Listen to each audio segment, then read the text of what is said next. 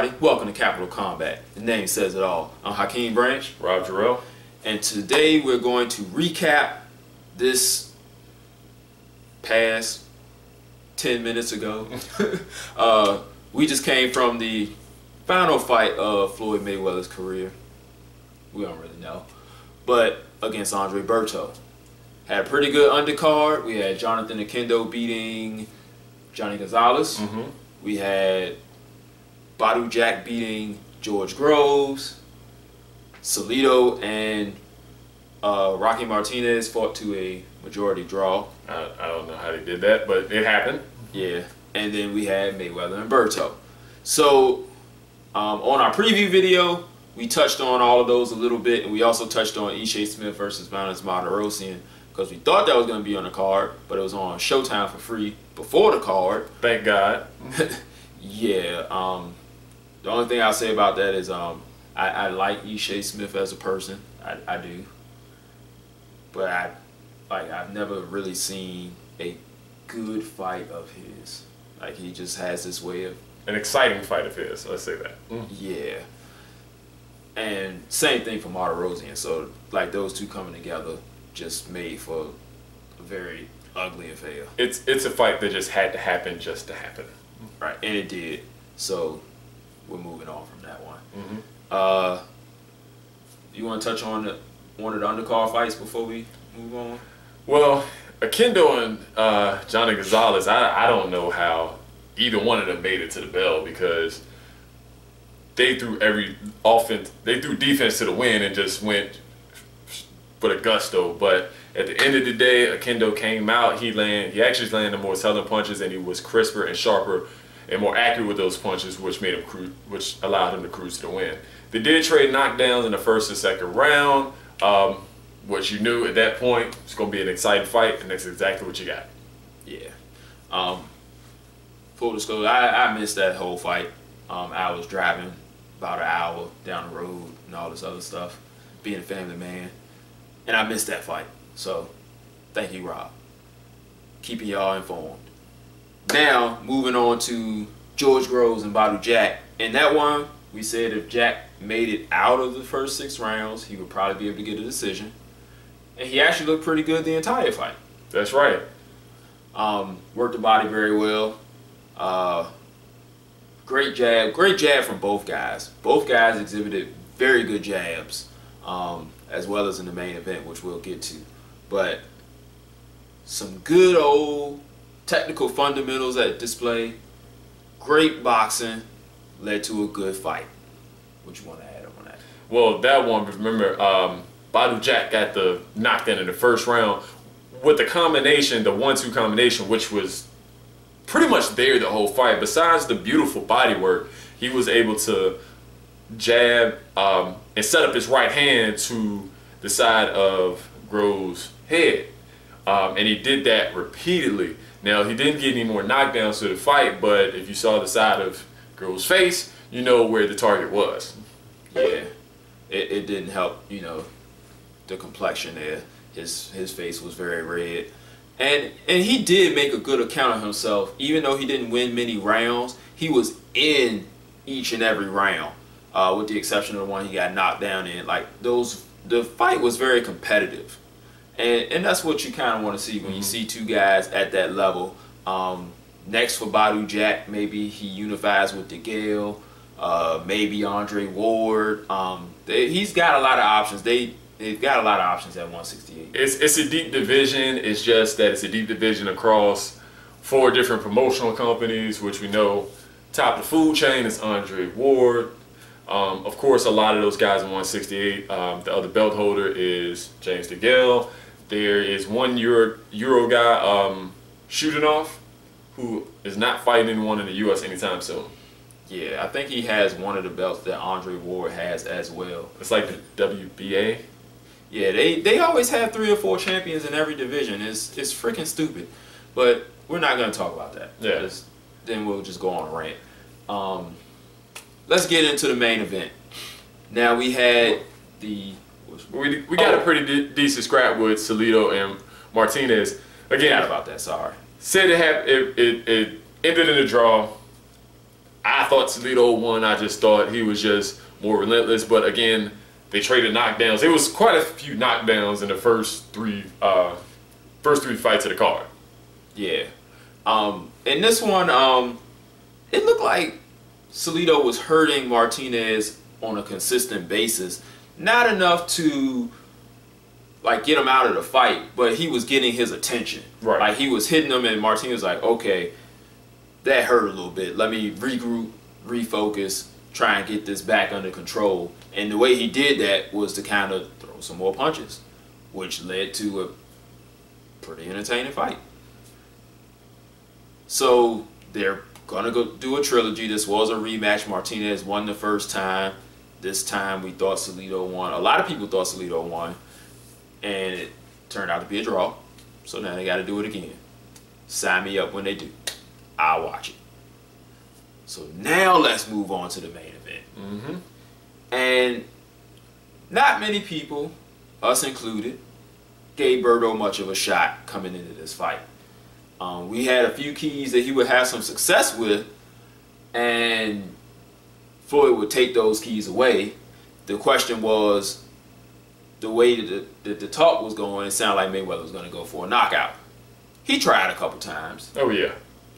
He did have Berto a little weary a couple times, most notably in the 12th round. Same thing with Miguel Cotto. But the fight was a little bit more competitive than the scores let on. And I say that because Andre Berto landed his left hand on a consistent basis in that fight. His jab was working very well. I mean, as soon as the bell rang for round one, he walked right to the center of the ring, jabbed Mayweather in the face, and I don't even think Mayweather knew he got jabbed. It was that quick. And I think that kind of, Mayweather was like, okay, this guy's pretty fast. So he was kind of backed up a little bit. I think he came out with the intention of trying to be a bit more aggressive. Realized Andre Berto might have been a little bit better than advertised. Backed off a little bit. What you got? Basically, Mayweather did what he normally does. He definitely worked the body with that strong jab to the gut, and even and getting in the clinches, making sure to aim for the body. In the clinches, on the inside, he did land those uppercuts. He had a few beautiful combinations. You saw some spectacular footwork on one of them where he was able to throw two punches, get out the way, and connect with another left. Yes, that's one of the things I wanted to touch on was his pivot and fire. Something that he does a lot. A lot of times after he does it, he quickly moves out of the way. So it's more of a check hook that they call it. This time he pivoted and stood there and threw the hook, which gave it a little bit more force. It looked a lot better when it landed. And, you know, I mean, his career is over now, but he might have, you know, had he done that more often, probably would have, you know, got a few more people out of there. But that's just not his temperament. He wants to win. He wants to keep his faculties, and they're his faculties. You know, it's a good thing that he wants to keep them. As far as the fight, like Rob said, the body work was great from both guys, actually. Berto worked the body pretty good as well.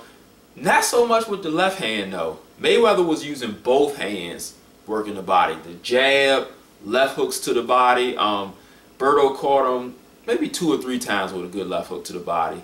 But Mayweather had a concentrated, focused attack on the body. One that you really haven't seen from him often.